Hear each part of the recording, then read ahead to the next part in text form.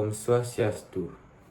Assalamualaikum warahmatullahi wabarakatuh. Shalom nama budaya, salam kebajikan, salam sejahtera untuk kita semua, dan salam harmoni. Perkenalkan, nama saya Ikoma Aditya Kusumawardana dengan NIM 2511011081 dari kelas E Mikro Konseling Dasar. Di sini saya akan membuat video konseling untuk pemenuhan ujian akhir semester Mikro Konseling Dasar. Adapun dosen pengampu dari mata kuliah Mikro Konseling Dasar ini yaitu Bapak Wayan Eka Paramarta SPD MPD dan juga Profesor Dr. Ketut Darsana MPD. Baik, langsung saja ke inti penjelasan dari video tersebut.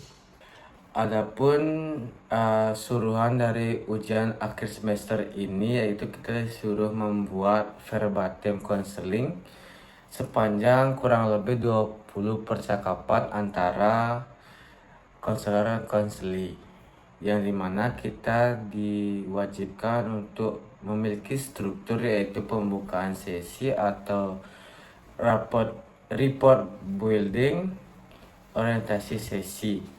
Yang kedua ada eksplorasi masalah. Yang ketiga pemahaman dan pengalaman konseli. Yang keempat ringkasan dan kesepakatan tindak lanjut. Adapun kita harus memenuhi juga teknik-teknik yang diberikan seperti attending behavior, open question, close question, paraphrase, summarizing, reflection of feeling, reflection of thinking, reflection of meaning, encouraging, dan juga observation skill. Dan baik, langsung saja kita ke video percakapan konselingnya. Terima kasih. Selamat siang Ade, terima kasih sudah mau datang ke ruang BK hari ini. Kalau boleh tahu bagaimana kabarmu hari ini dan bisa ceritakan apa masalah kamu hari ini? Baik, terima kasih Bapak. Saya hari ini merasa cukup lelah karena saya itu masih banyak tugas yang belum saya kerjakan deadline-nya. Oh, jadi nampaknya kamu sedang kelelahan dari tekanan sekolah kamu ya. Bisa kamu jelaskan lebih rinci gak ke Bapak apa yang membuat kamu merasa kelelahan hari ini? Jadi faktor yang membuat saya itu kelelahan yaitu banyaknya tugas-tugas deadline yang belum saya kerjakan, apalagi tugas kelompok. Itu bisa mengurangi waktu istirahat saya karena saya masih kepikiran sampai sekarang, Pak.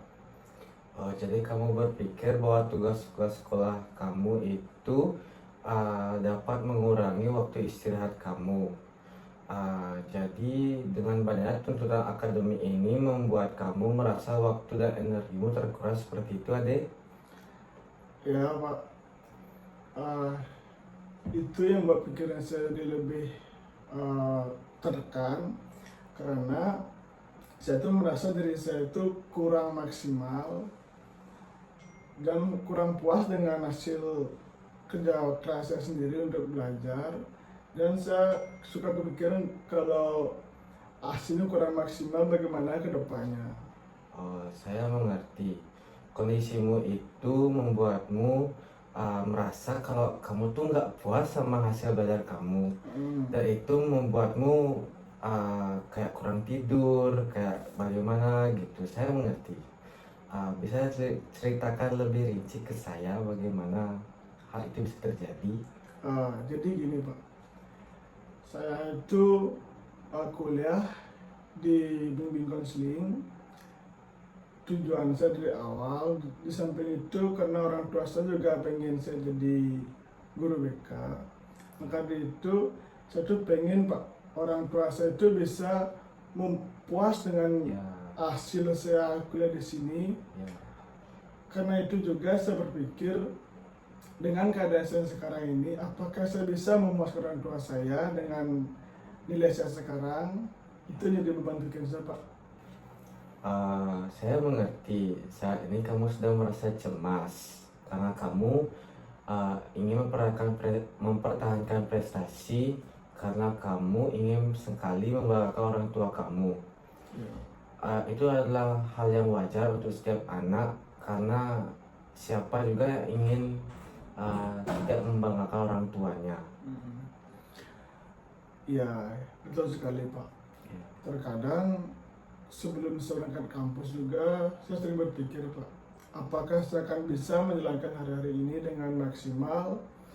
Karena di otak saya itu masih kepikiran dengan kemampuan saya sekarang itu, apakah saya bisa mengimbangi teman-teman saya di kampus gitu. Perasaan kamu itu adalah hal yang wajar karena perasaan itu sudah muncul dari awal kamu menjalani hal tersebut. Itu adalah hal wajar dan hal tersebut juga mempengaruhi kesiapan kamu untuk belajar di sana. Apakah seperti itu? Iya, Pak. Dengan kondisi saya sekarang, Pak, dengan saya dibilang remaja, pemikiran saya masih labil, dan terkadang saya pun masih susah berpikir fokus untuk pelajaran di sekelas karena masih banyak gangguan dari teman-teman maupun dari diri sendiri yang belum bisa saya memilah mana yang baik dan yang benar, Pak. Itu yang membuat saya kurang fokus dalam belajar. Ya. Sepertinya kamu saat ini merasa dan berpikir kamu tuh kesulitan fokus dalam pembelajaran di kelas. Itu adalah hal yang wajar karena setiap orang itu berbeda-beda. Ada yang dilahirkan untuk pintar, ada yang dilahirkan biasa saja. Itu juga hal yang wajar dan itu bisa menandakan bahwa tubuh dan pikiranmu mungkin sedang kelelahan juga. Maka dari itu, Pak, saya tuh berkepengenan banget kayak saya tuh harus bisa membanggakan orang tua saya dan saya tuh harus berprestasi. Dan bagaimana saya tuh untuk saya melakukan hal itu agar tercapai. Disitulah saya menemukan kebingungan yang tidak dapat saya pecahkan sampai sekarang, Pak. Ya, keinginan besar untuk berprestasi itu juga sudah sangat bagus. Tetapi kamu harus mengerti kondisimu saat ini juga, bagaimana kemampuan kamu, bagaimana pikiran kamu saat ini. Kamu harus bisa membuat pikiran kamu dan kemampuan kamu seimbang dengan tuntutan itu.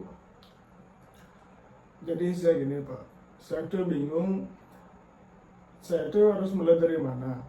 Sedangkan saya tuh belum bisa memilah mana yang baik dan yang benar. Terkadang saya tuh selalu memilih langkah, Pak, dan saya tuh tidak bisa membagikan waktu mana yang untuk serius, mana untuk bermain. Karena di pikiran saya itu masih kacau, Pak, belum bisa untuk berfokus pada satu titik, Pak. Kebingungan itu adalah hal yang wajar. Kalau kita melihat bersama, menurut kamu ini, bagaimana langkah kecil yang biasa kamu lakukan untuk mengurangi kebingungan kamu itu? Dan saya pun sudah mulai berpikir hal itu, Pak. Jadi rencana saya ke depannya yaitu kemungkinan saya akan mengurangi waktu bermain saya dan kemungkinan saya akan membagi waktu, mana waktu saya bermain, mana waktu saya belajar, agar kedua itu konsisten, Pak, balance dia, Pak, agar saya itu dapat menemukan jati diri sendiri di mana tempat saya belajar, Pak. Itu langkah yang realistis dan sangat bagus karena saat ini kamu sudah mulai mengerti bahwa belajar itu penting dan sekarang kamu sudah mulai bisa mengatur jadwal belajarmu agar lebih rapi, dan kamu juga tadi punya ide untuk mengurangi waktu untuk bermain HP. Itu juga sudah sangat bagus karena kamu sudah mulai mengerti akan pentingnya belajar. Baik Pak, terima kasih. Setelah saya berbincang dengan Bapak, bincang-bincang dengan Bapak, dan saya pun sudah mulai tenang, dan saya sudah mulai menemukan apa tujuan saya. Jadi saya tuh kedepannya kemungkinan lebih banyak akan minta bimbing dari Bapak. Saya mohon Bapak berkenan membimbing saya untuk lebih baik ke depannya. Iya. Kalau begitu kita cukupkan dulu untuk sesi konseling hari ini. Terima kasih Ade sudah mau datang ke ruangan saya hari ini. Kita bertemu lagi minggu depan. Ya. Terima kasih Pak.